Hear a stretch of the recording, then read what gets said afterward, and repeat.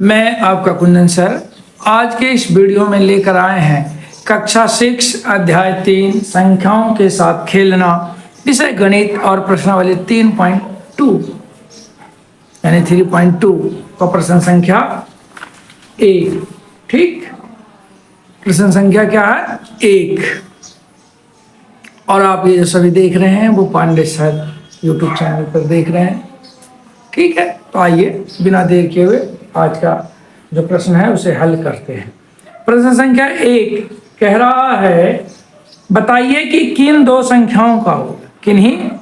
संख्याओं का योग सम होता है या विषम होता है यदि वे दोनों विषम संख्याएं हो या दोनों सम संख्याएं हो। ठीक, तो आइए हम पहला प्रश्न को देखते हैं। पहला खंड क्या कह रहा है?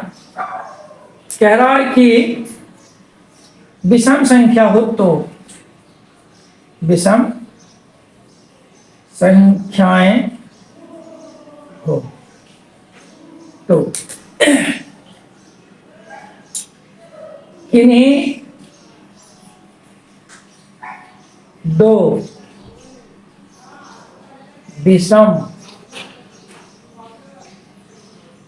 संख्याओं का योग जो है योग सम होता है। उदाहरण के लिए आप समझ लीजिए कैसे। मान लिया जाए हमने दो विषम संख्या लिया 1 और 3, तो ये क्या हो गया 4, जो कि क्या है सम है। चलिए दूसरा ले लेते हैं 5 और 7, तो कितना हो गया 12। यानी हम कह सकते हैं कि किन्हीं कोई भी दो विषम संख्या लिया जाए और उसे जोड़ा जाए तो उसका जो योग आएगा निकल के वो क्या आएगा? सम संख्या आएगा। चलिए इसी का दूसरा खंड देखिए क्या कह रहा है। बी कह रहा है सम संख्या हो, सम संख्याएं हो तो क्या होगा? यहाँ पे भी बात आएगा। तो यहां भी यही होगा कि किन्हीं दो सम संख्याओं का योग जो होगा वो क्या होगा? सम होता है। उदाहरण के तौर पे आप देख सकते हैं, हमने पहले मान लिया जाए 2 लिए और उसके बाद 4 लिए, तो ये क्या आ गया? 6 आ गया, क्योंकि 2 भी सम है और 4 भी सम है और इसका योग जो आया 6 वो भी सम है। मान लिया जाए एक और उदाहरण देख के देखते हैं हम, 6 और 8 ले लीजिए, तो ये भी 14 हो गया, तो ये भी क्या हो गया? सम संख्या हो गया, है नहीं है?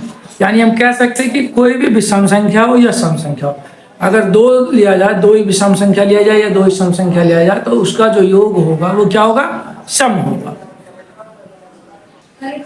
प्रश्न संख्या 3 देखिए क्या कह रहा है।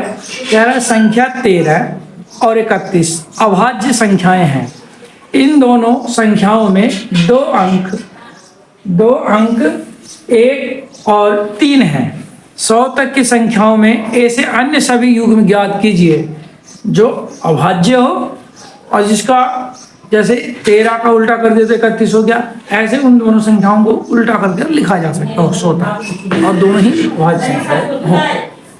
तो हम देखिए यहाँ पे लिखेंगे 17 और 71 अभाज्य संख्या है, क्योंकि ना तो 17 किसी का टेबल में आता है ना 71, क्योंकि या तो ये तो स्वयं से कटेगा या 1 से। इसके अलावा इससे अलग देखें तो 37 और 73 ये भी अपने अलावा किसी से नहीं कटता है। ठीक, और एक है 29 और 97। ठीक है, तो ये जो है वो 100 तक की संख्या है जो अभाज्य संख्या और ऐसे युग्म है कि दोनों को उल्टा करके पलट कर लिखा जा सकता है। ठीक है, प्रश्न संख्या 4 यानी कि 4 क्या कह रहा है जो देखिए, 20 से छोटी सभी अभाज्य और भाज्य संख्याएं अलग अलग लिखिए। देखिए पहले अभाज्य संख्या समझ लीजिए क्या होता है। अभाज्य संख्या वह संख्या जो अपने के अलावा यानी अपने स्वयं अपने के अलावा केवल एक से विभाजित होता हो उसे अभाज्य संख्या कहते हैं। और भाज्य संख्या वो संख्या होता है जो अपने अलावा और एक के अलावा और भी किसी से कट जाए, वो होता है भाज्य संख्या। तो कह रहा है 20 से छोटी सभी अभाज्य संख्या लिखिए। ठीक, तो अभाज्य संख्या लिखने की बात है। पहले यहाँ लिखिए अभाज्य संख्या।